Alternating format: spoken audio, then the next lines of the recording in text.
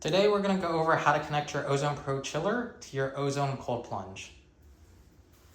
To start, we're going to take a 1/2 inch to 3/4 inch adapter. You're going to wrap plumber's tape on both ends and you're going to twist it in place on both the top and the bottom of your cold plunge.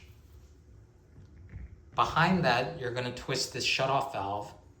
You'll notice that there's plumber's tape on this. You only need the plumber's tape on the bottom of your cold plunge. You do not need it on the top because the hose connections don't require plumber's tape into the shutoff valves or your chiller. Next, you're going to connect the hose.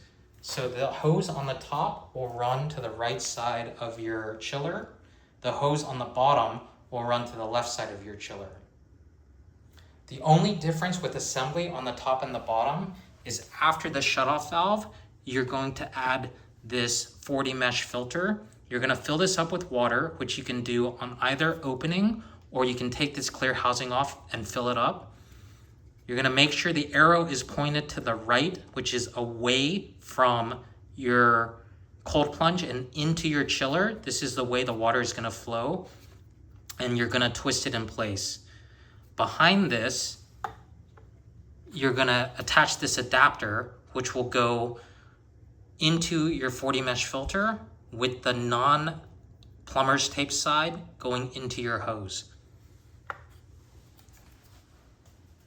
This concludes the assembly of your Pro Chiller to your cold plunge. And now we're going to go ahead and turn on the chiller.